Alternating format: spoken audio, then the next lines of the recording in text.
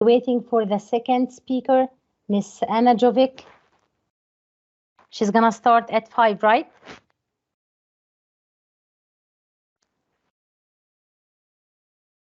Till then, please, I would like to share again with you the courses of Irtiqa, TEFL, Delta, Digital Teacher, Conversation course, Phonic and Phonology, Train the trainers, and also accreditation for, we can get you the accreditation and we can accredit your courses.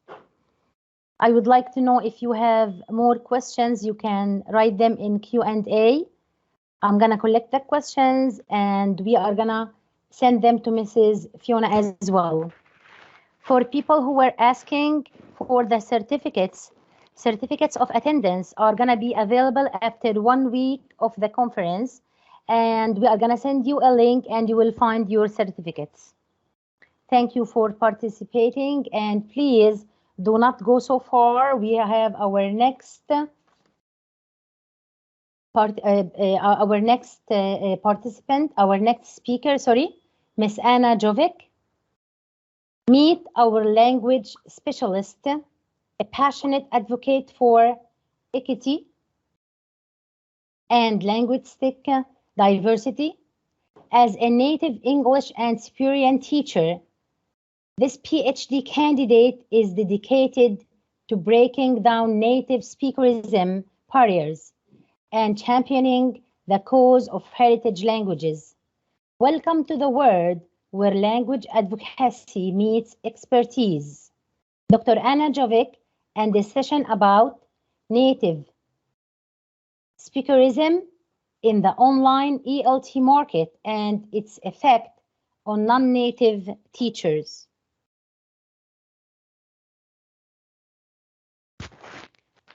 Three minutes and she's gonna be with us.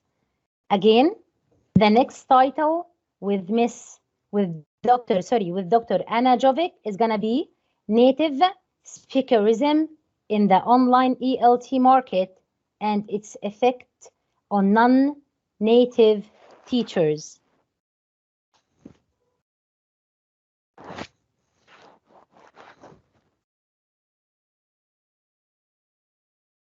Please, if you have any question,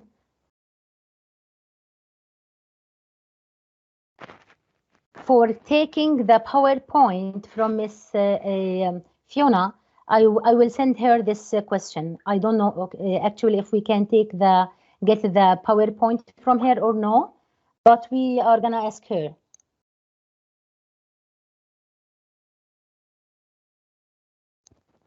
Okay, I'm checking your questions. For the question of can we use these games with older students at beginner level, Miss Fiona answered this question. Hello, Miss Anna. Sorry. Hello. It's okay. Hello, Miss Anna. How are you?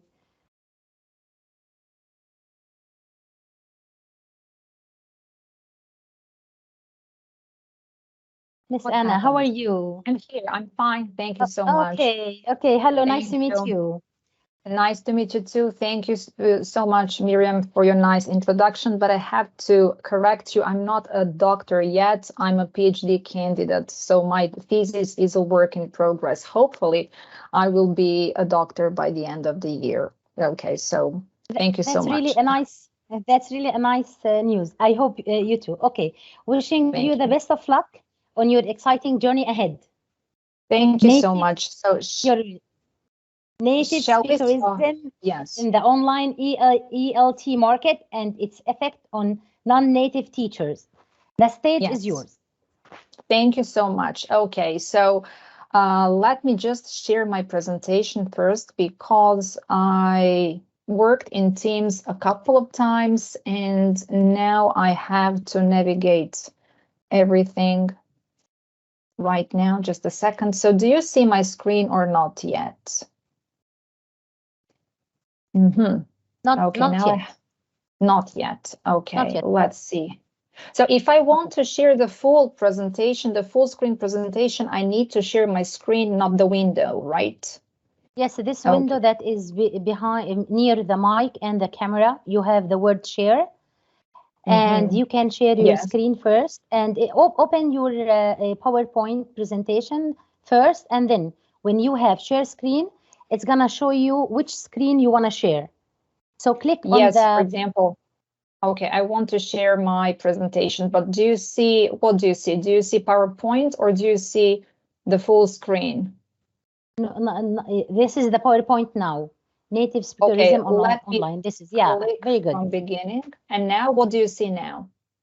Also your PowerPoint presentation. So, but is it a full screen or PowerPoint app? No, it's a full screen. Oh, and that's great. I Excellent. can see at the end your name, Think Link Yes. Conference 2024. Yes, that's great. Excellent. Okay, Thank you that's so great. much. Yes, you're That's welcome. great. Excellent. So let's get started. So as you've already heard, my name is Ana Jovic. I come from Serbia. I'm an English teacher, and I'm also a PhD candidate at the Faculty of Philology at Belgrade University. And today I would love to talk about native speakerism in the online ELT market and how it affects non-native teachers. So the title of this conference today is the challenges in ELT and the era of AI. So native speakerism has always been a challenge for many teachers, not only in this era of AI, but for a long time ago. So it's a topic we need to talk about at all times. Now, this is what I'm going to talk about to you today. I will be talking about just a second, my presenter is not working. My story. So you will hear a bit about my story and how it all started with me and native speakerism. Then you will hear what it feels like to be a non-native teacher searching for a job online. Then native speakerism, what it is and how it affects teachers, what it does to teachers. Then you will hear a story about a mini study that evolved into the pilot study for my thesis research. Then you will get familiar with the research findings from this mini study. And at the end of this presentation, we'll be talking about solutions and ideas, how to overcome and mitigate the negative effects of native speakerism. So when I tell my story, I love to start with this cartoon. So in this cartoon shows me with a headache and one of my students asking me the most annoying question to me. Teacher, what's the time over there? So why is this simple question and honest question so annoying to a non-native teacher? Well, at the time I worked for an online company that marketed me as a native teacher. So they presented me as a teacher coming from Canada.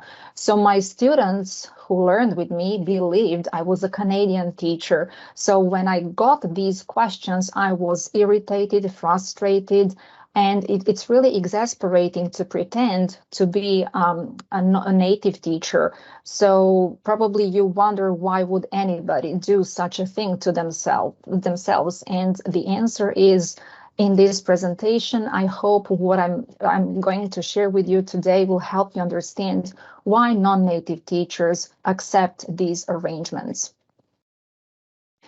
Now, when you search for a job online as a non-native teacher, or as a teacher in general, you will come across loads of ads. And that's amazing because you have an impression that you have so many opportunities. But at least 75% of these ads look for native speaker teachers only. And only 25%, only 1/4 of them, looks for non-native teachers. So this is something that you don't notice when you first start searching for a job online. So you start applying to any ad that's attractive to you. But soon you notice a pattern that you, as a non-native teacher, you often get rejected when you apply to natives only ads. And if you wonder why is that, The answer lies here in an example of an average job ad. So this is what an average job ad looks like, online job ad. So let's ignore salary, let's ignore the benefits, and let's just focus on job requirements. The first requirement on the list is being a native English speaker. And the second requirement is that you should come from USA, Canada, Australia, UK, Ireland, and New Zealand. So why these countries? Why native speaker? These are the questions that we are going to try to answer today. And as you can also see, the real teaching qualifications, degrees, diplomas, certificates, they are second on the list. So unfortunately to employers, it's not important what qualifications you hold, it's important what your native language is and what country you come from. These employers are oftentimes aware that they discriminate against other teachers this way. So in order to avoid some legal cases or some kind of punishment or anything, they use other phrases instead of native English speakers. So this is what they might use. We look for a teacher with a native-like accent, or we look for a teacher with a near native accent. Teacher with a native proficiency, teacher with a native accent, or teacher with a neutral accent. It's first and foremost, what kind of accent is neutral? All of us have an accent, okay? Even when we speak our native languages, we speak it with an accent. What is a native accent? There are so many native variants of English, so it's really hard to determine what they mean by saying native accent. Actually, what they mean is the standard American accent, Canadian accent, which is considered to be the most neutral, and of course the British accent.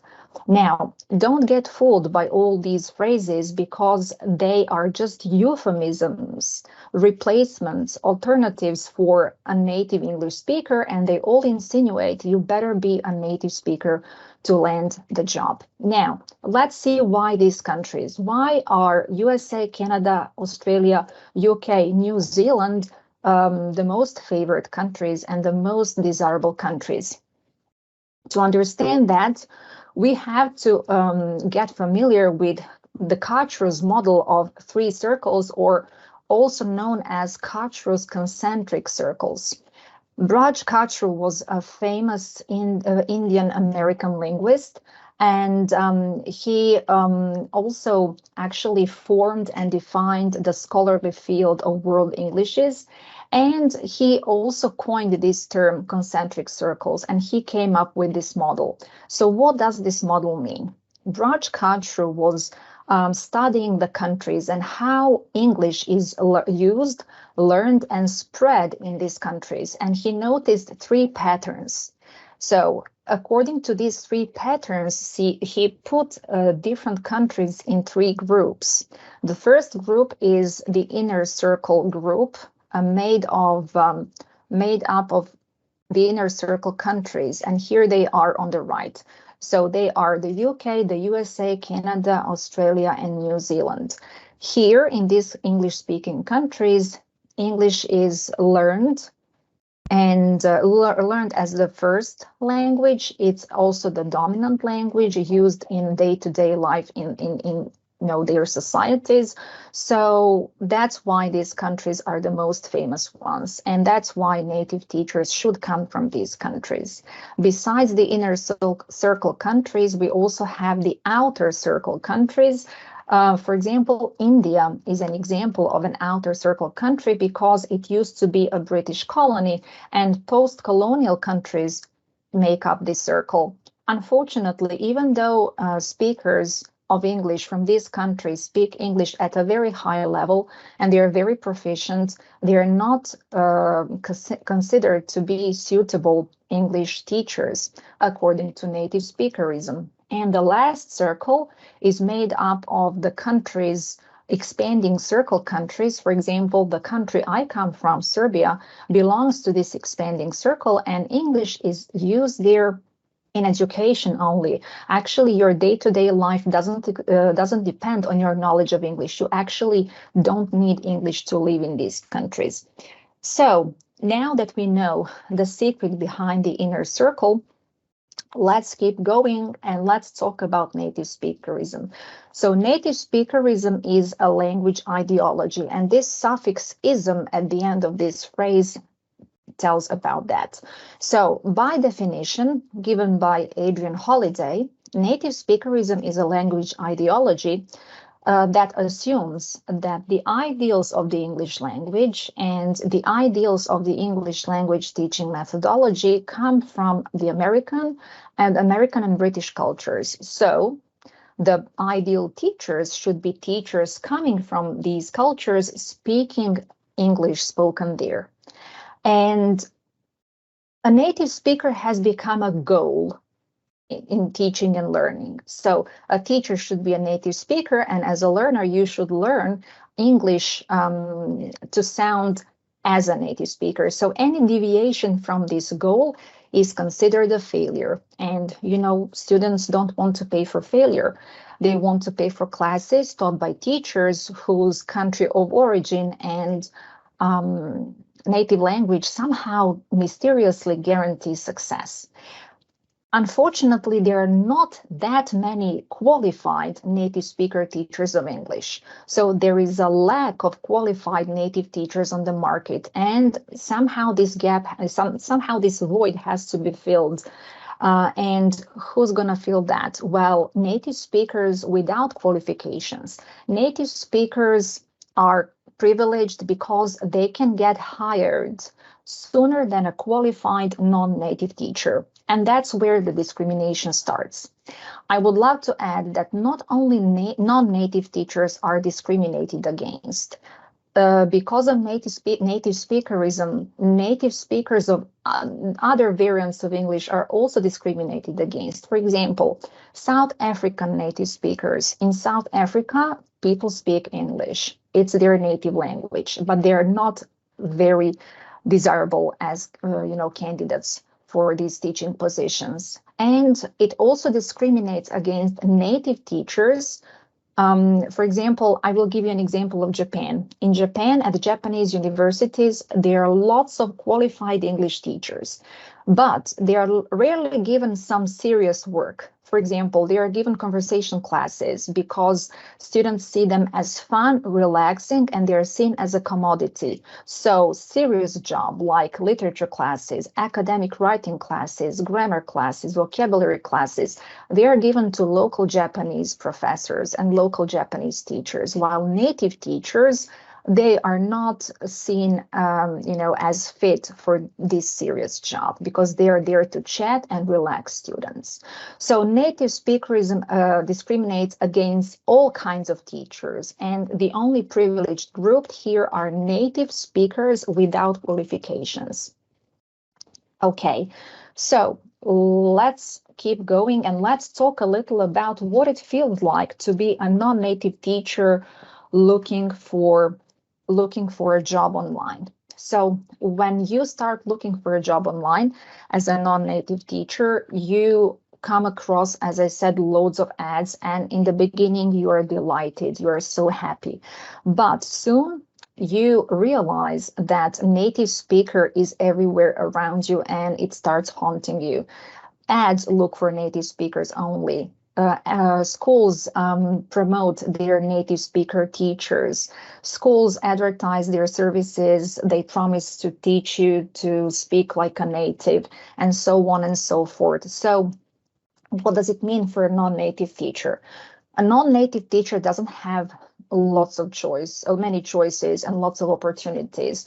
So a non-native teacher starts applying to all ads, and when they get multiple rejections, they start to shy away from these ads, and then they depend on these ads for non-native teachers only. So they have fewer employment opportunities because only one fourth to 25%, 1/4 of all ads is for non-native teachers. Unfortunately, these positions for teaching positions for non-native teachers are and they're not paid well. So these non-native teachers works for peanuts, to say, to put it like that. And sometimes these teachers want to change something about their, professional situation. So some of them pluck up some courage and they start applying to these natives only ads again. Among them, we noticed two groups of teachers. One group of teachers applies as non-native teachers. What they are, they believe that employers will recognize their qualifications, experience, expertise as enough for a teaching position.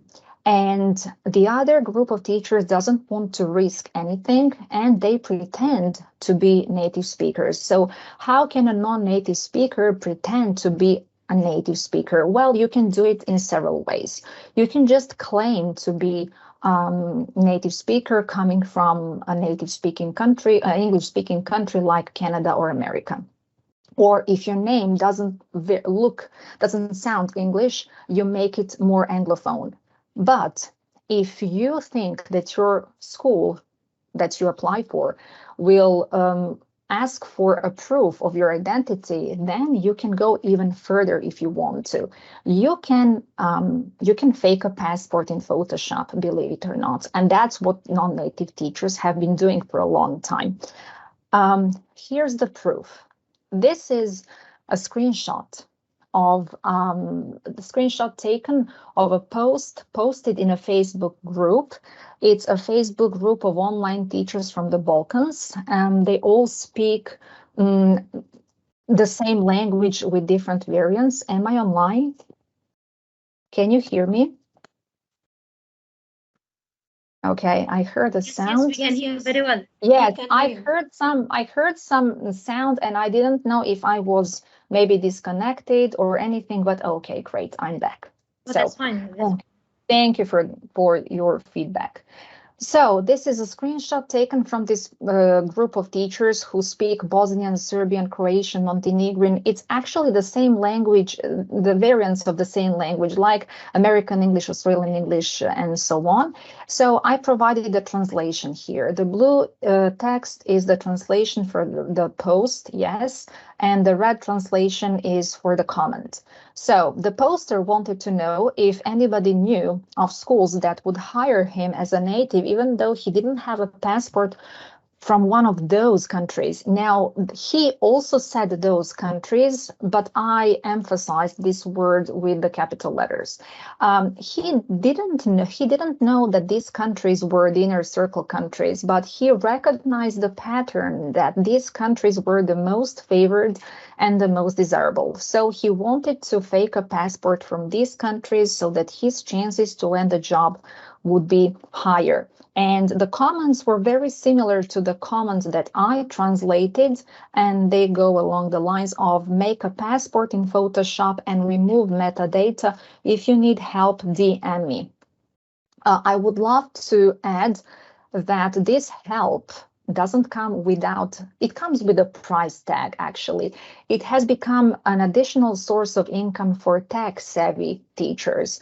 And if I'm not mistaken, you have to pay somewhere between $150 to $250 to somebody to fake a passport to you. Okay, but I will talk about why this fake passport doesn't always work, but more about that a bit later. So this screenshot was taken about 2 years ago, and look at this screenshot. This is from a Viber group, something like WhatsApp, very popular in the Balkans. Somebody was looking for a job for their friend, and the yellow question asks for the pay, for the money, how much they pay. And the yellow answers that question. With fake papers, you will get paid $15 per hour, and with Serbian papers, $10 per hour. So here you can see there is a price gap between native and non-native candidates, and this gap is not that big. It can get even bigger, and you'll see that soon. There was also one more interesting question, the green question: do they require any experience? Because my friend has experience. My friend lived in the US. Unfortunately, this is a non-native, non-qualified teacher who was looking for a job. And that is another problem. We have native speakers who are unqualified and privileged. And for non-native teachers who fake passports, it also gives a chance to be privileged. So there is a complete mess in the online ELT market. And look at the last green sentence there. Yes, they're a bit strict. So they believe that asking for experience is a very strict requirement, which makes no sense. It's ridiculous. Now, as a non-native teacher, online teacher, I've experienced all the emotions, from delight when they accept me as a teacher to despair when they reject me. Sometimes I was in the middle between these two emotions, and I would love to tell you how it all started with me. So I have never experienced discrimination as a non-native teacher until I started to search for a job online. I worked in a state school, and there you are not discriminated against because all the teachers are Serbian citizens. All of us are Serbian native speakers, because only people with Serbian citizenship and with the qualifications received at Serbian universities can teach English at schools. But when I went online to search for a job, that's where I met discrimination, and I had no clue that discrimination had a name. I had no clue it was called native speakerism. It took me a lot of time, a lot of rejection, a lot of disappointment to start to research this and to learn what it is. And I wondered if I was the only one who felt like this.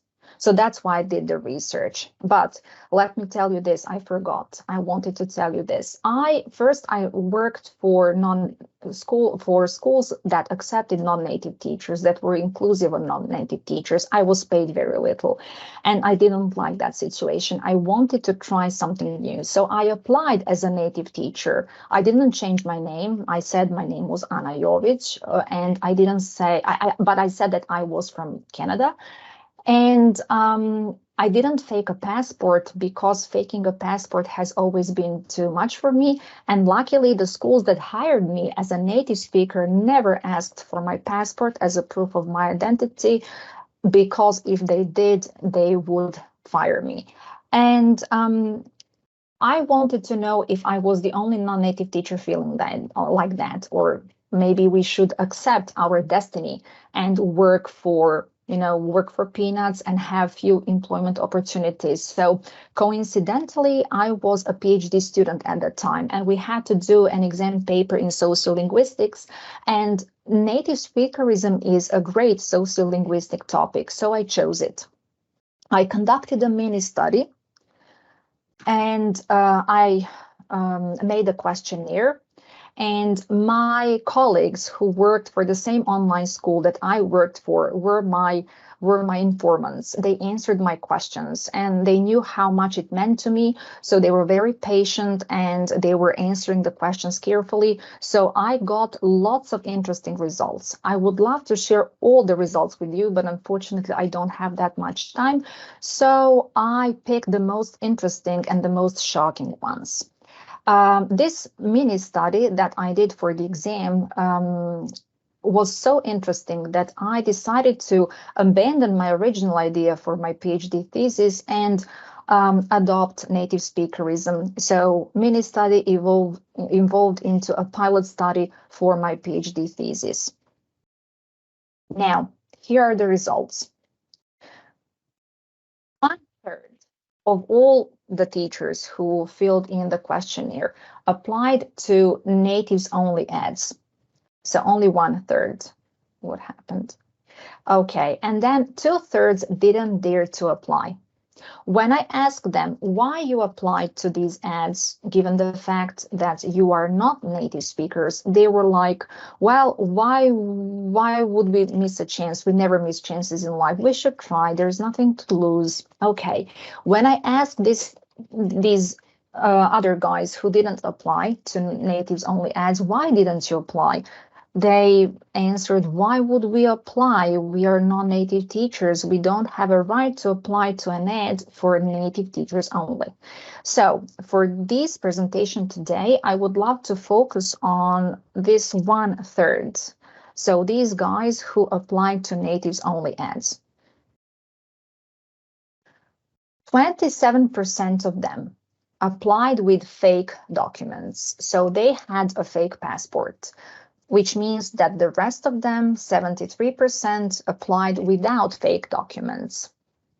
When I asked the first group, why did you fake a document? They said, why wouldn't I fake it? Because it increases my chances to be invited to an interview. They won't reject me because I'm a non-native. And when I asked those who were honest, why were you honest to your employer?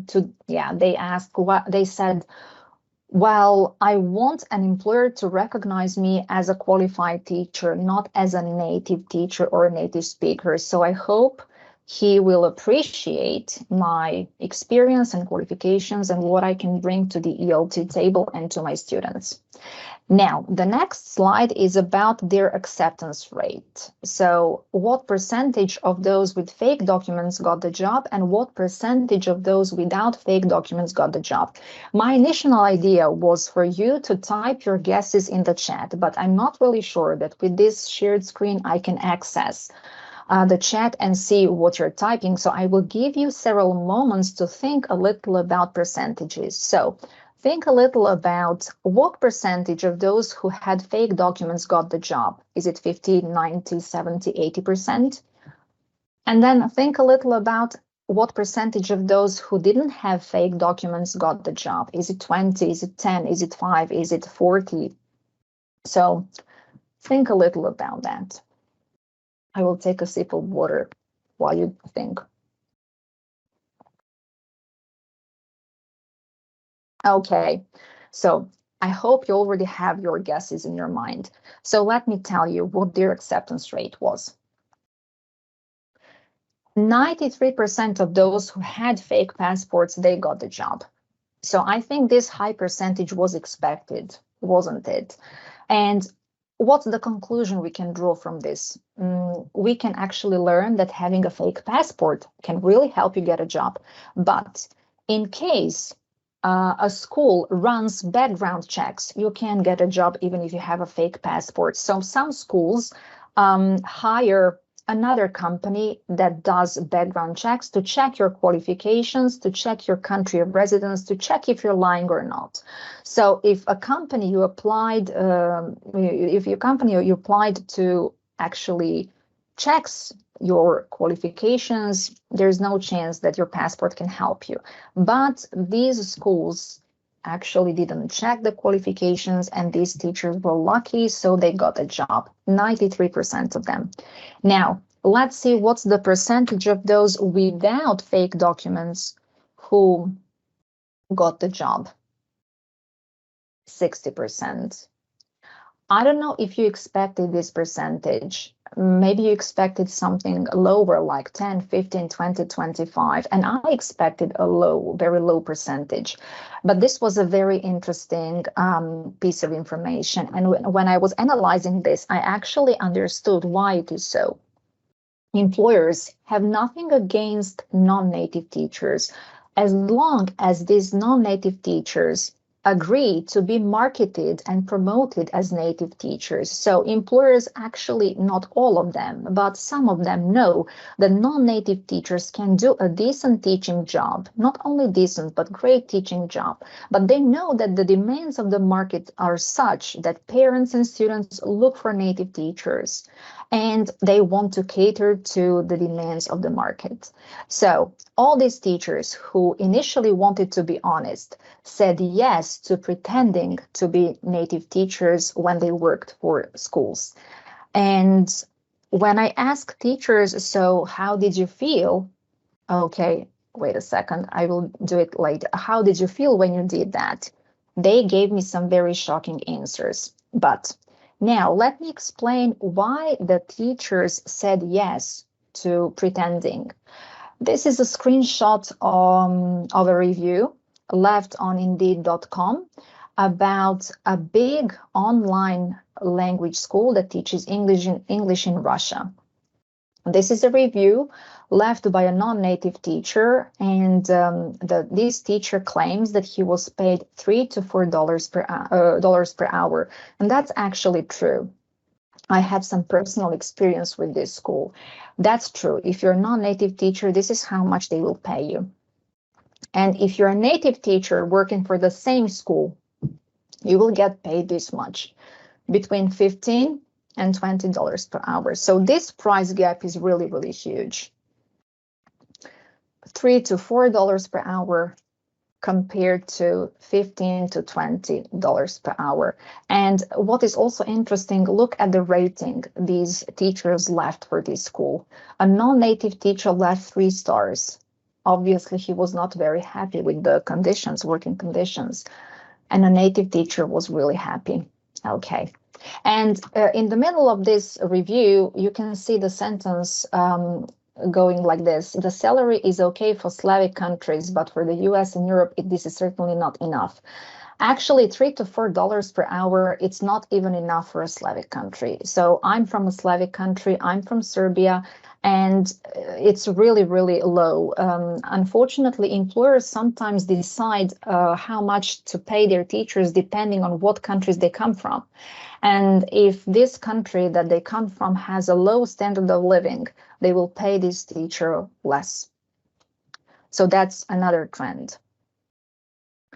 So I ask teachers, okay, you pretend to be a native, and I know how frustrating and exasperating it is to pretend to be a native. So what is it like to teach like a native? What is it like to teach under a false identity? And teachers gave me these answers: awkward, embarrassing, and uncomfortable. 90% of teachers felt like that.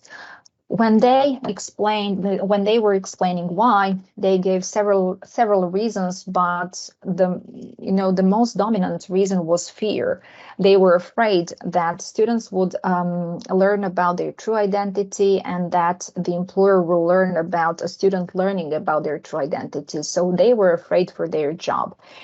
And of course, their financial existence. Second, they were embarrassed and they were ashamed. They felt bad about lying to their students with whom they had developed a relationship of trust. So they had a close relationship as a student and teacher, but they were lying to their students all the time about their whereabouts, time zone, and origin. When I asked the teachers, would you apply to natives only ads again? This is what they said. 7% no, never again. This pretending experience was too much. Never again in my life. 33% said yes, always, because we never miss a chance. So here we have a group of people. It's always 1/3 who never misses a chance. So this 1/3 is a magical number. And 60% said maybe, because it all depended on what employers would ask from them. So they said yes if they don't ask me to pretend, no if they ask me to pretend to be a native.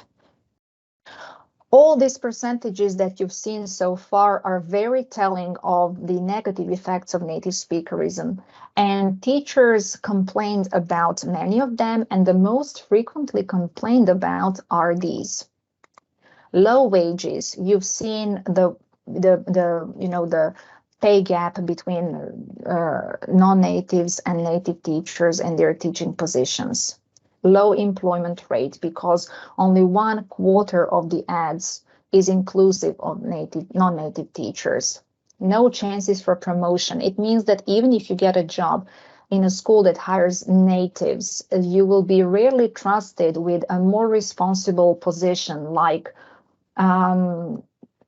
teacher training. So you are never a teacher trainer, or maybe you are never a recruiter. You never do an assessment and evaluation. You are never given lessons to design, curriculum to create. So you're just a teacher. And teachers feel undervalued because their classes were more often monitored and observed than classes of their native peers. So because of these negative effects, teachers first suffer professionally. They have low professional confidence. 40% of teachers reported low professional confidence, and among them, 20% reported low self-esteem. So native speakerism affects teachers professionally and personally on both levels. Now, before we take any steps, before we make a plan or devise a strategy, we need to get familiar with percentages that you will see here. When the teachers were asked what they thought of native speakerism, 53% said that they never heard of native speakerism before, which didn't prevent them from feeling the effects of this discrimination, but they had no idea that what they went through had a name. 86% thought that the situation on the market was alarming and that we had to do something. So 86% said we need to do something right now. But 73% of those who thought that we should do something also thought there was no point in fighting because native speakerism was so pervasive everywhere that there was no chance to do anything. So teachers were hopeless. And I also asked them, if you could do, what would you do to overcome this situation, to combat native speakerism, to raise awareness? And teachers suggested lots of activities and lots of ideas, and it's something that has already been done in the world.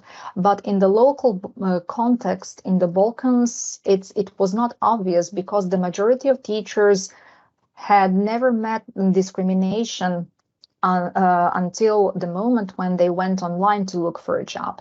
So everything they suggested is nothing new, but it was actually new to them and their context.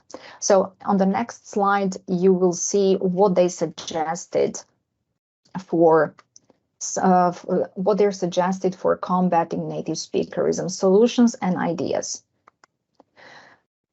So education is important, information is precious. 53% of teachers had never heard about native speakerism before filling out the questionnaire, which means that they had no idea what to do. They didn't know how to act and how to react. If they had information and if they had knowledge about it, they may have done something more specific, but no, they were just accepting their situation and waiting, not doing much.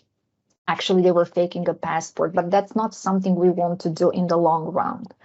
So education is very important, and we should educate not only teachers and fellow teachers, but we should also educate all the stakeholders in ELT.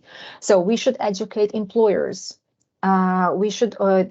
Employers, not all employers are aware of how non-native teachers teach and that their qualifications actually matter and that their experience also matters too. So we should educate fellow teachers, employers, and students and their parents if students are children, because they all falsely believe that a native teacher is a key to success in learning English. No, a native teacher is not a guarantee, especially a native teacher who has no qualifications. So that's very important. Now, and a non-native teacher without qualifications, of course. Any teacher without qualifications can't guarantee success, and that's clear. So teachers also said we should keep applying. We should keep applying to natives-only ads because it's a unique opportunity for us to demonstrate and showcase our skills to employers. And from there, we may have a chance to demonstrate our skills and what we can do to students and their parents. So we should not shy away from these ads. We should not, pay attention to these natives only. We should apply until somebody accepts us. And then when we are lucky to get a job, we should work on promoting our expertise and qualifications. They suggested building communities. We already have communities, formal and informal ones. For example, formal communities are teachers' associations like IATEFL or TESOL, or even local ELTAs, English Language Teachers Associations. And they have a large membership and they have big power to spread information, which helps this education that we already mentioned. So formal communities, teachers associations can spread information in the form of webinars, seminars, conferences, newsletters, journals, roundtables, you just name it. So information that they spread can reach so many people, and that's the fastest way to educate. We should also build informal communities, like informal communities that teachers can form locally in their local context, or they can meet on the internet, on social media, and form smaller groups where they can share information, exchange experiences, and provide support. So communities are crucial because they're a network of support that we really, really need. So we should not feel isolated in this. You are not alone. We are not alone. We should get together. And I would love to mention that luckily there are so many wonderful native speaker teachers who actually encourage non-native teachers, and they somehow want to protect us from all this that's happening in the online and in the ELT world in general. And it's really wonderful to have such colleagues. Then legal regulations. Teachers suggested that we should regulate the market legally. The online ELT market is not legally regulated, unfortunately, and I don't know if it will ever be.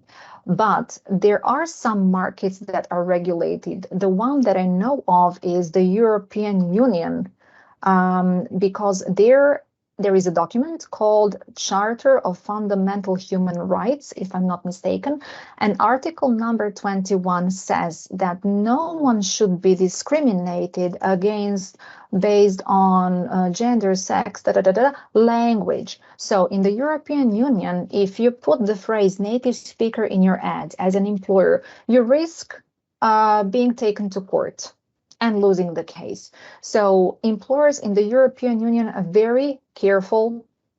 They don't use native speaker, but they still reject candidates if they're not native speakers.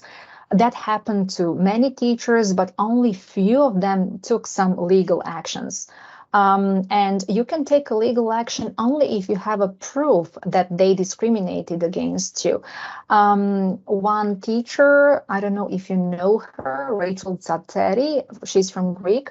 She was given the written explanation why she was rejected, and they wrote, you are not a native speaker of English, you're a native speaker of Greek, so you can teach Greek in our school if you want, but not English. So having something written on paper was enough for the court to decide that Rachel was right, and she won the case, and she won damages, of course. But unfortunately, I also know of a teacher that never got an answer to his complaint.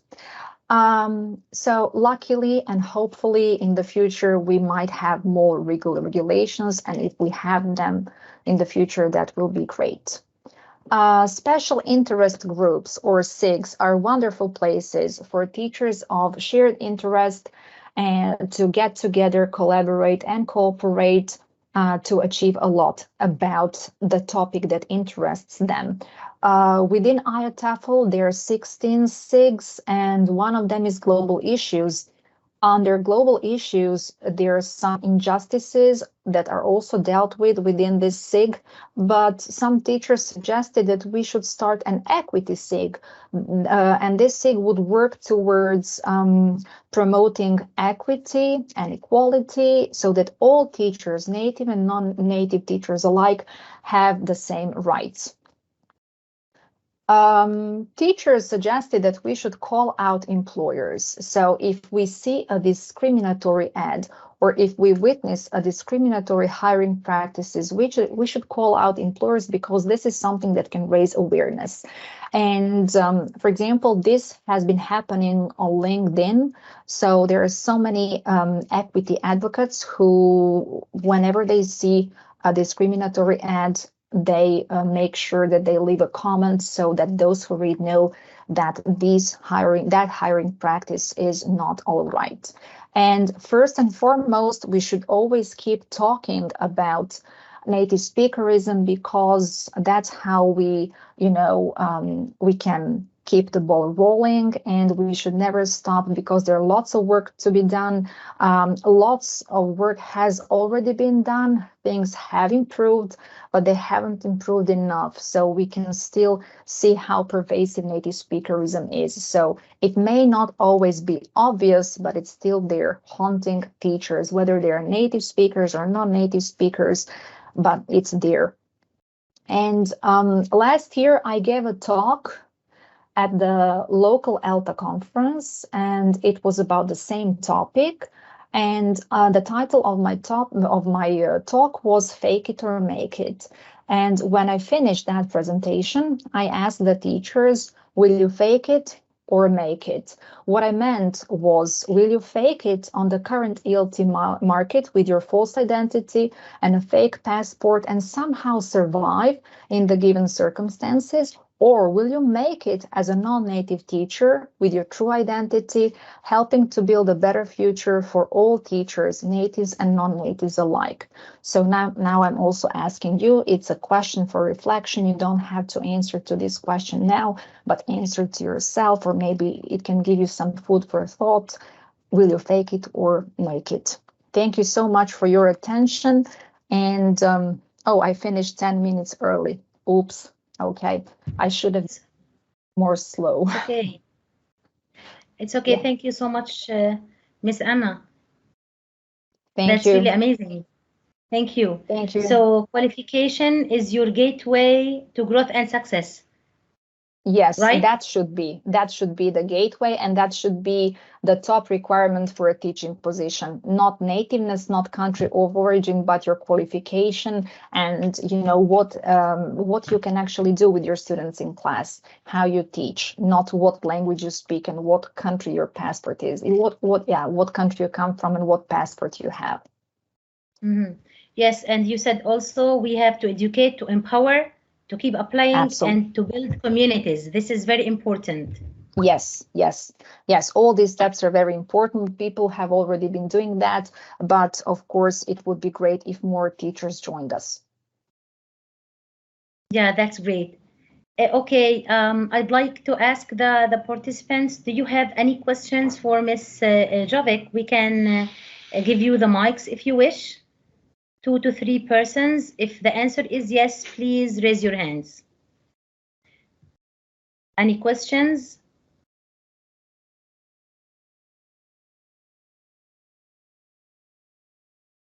Okay, don't forget that also certificates are available 1 week after the conference regarding the links that just mentioned in the Q&A. Please, any questions to Ms. Jovic? Hello. Hello. Okay, thank you, Anna, for your informative and nice presentation. One of the similar issues we are witness is about the refugee or expatriate teachers when they are going to the different countries. I have been witness to this, and recently we have worked on 2 manuscripts, Emotional Labor of Expatriate Teachers.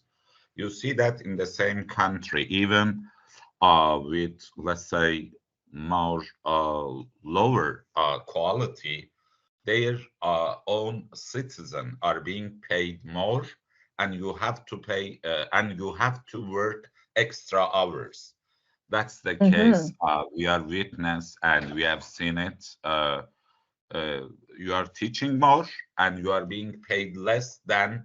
And it is, yes, it's another type of discrimination, probably. Very interesting. Yes, probably. Example, I am working, let's say, in any country, and in that specific country, the people from the same country with lower quality than you, they do not have any certificate, they do not have a PhD, and you are working more hours and you are being paid 20-30% less than. I personally believe that by publishing, by presenting in different platforms, conferences, we should, let's say, increase the awareness of teachers toward discrimination and how their efforts and, let's say, endeavors are being exploited. That's interesting. That's an interesting kind of discrimination. Well, you know, when I did research, I always did it in light of native speakerism. And I know that lots of native speakers, for example, who go to teach English in Thailand, you know, these teachers from Thailand, Thai teachers, they work more, they are qualified, but they're paid less. And native teachers who come from the UK, Canada, America, who actually, you know, just get that job to earn some extra income. They're not really into teaching, but that's like a nice opportunity for them to earn extra pocket money. They were actually paid more. They didn't even prepare classes. They didn't have any lesson plans. They didn't do any administration, which is the opposite of what the Thai teachers did, and they were paid much more. So yeah, there are so many kinds of discrimination, and it's really important to talk about them and to raise awareness about any of them, no matter what it's called, native speakerism or nationalism, or I don't know, whatever it is. So thank you so much for raising this issue.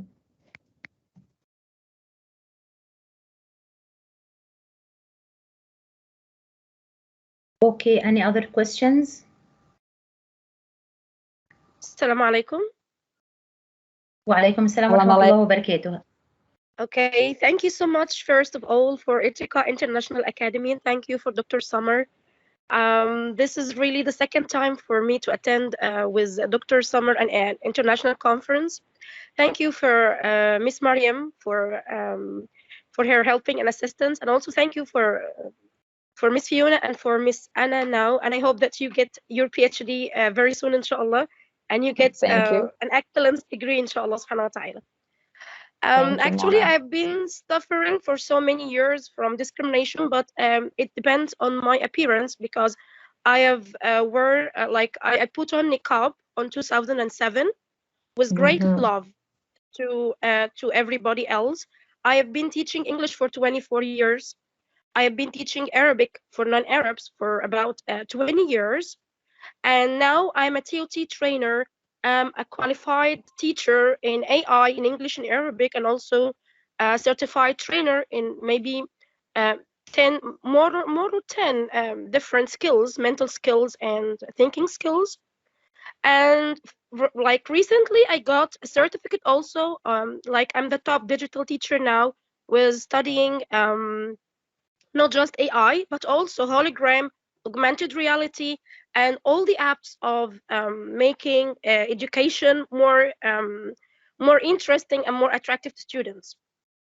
But yet, whenever I apply to a university, they ask me to put off niqab, or like they told me you can only enter the university if you put on a mask, a face mask or a face shield.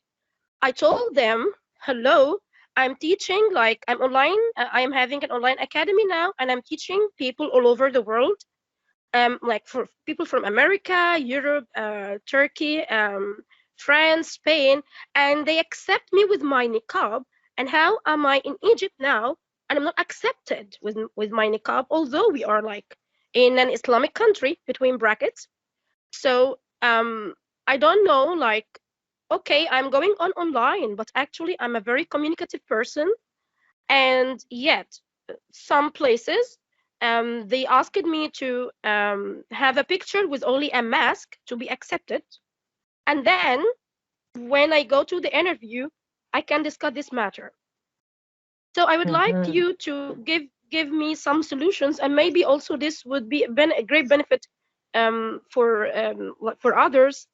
And I was so happy to have Miss Summer as a woman who's like keeping her Islamic appearance, and mashallah, she's accepted all over the world. Allahumma barik, may Allah bless her and increase her popularity more and more.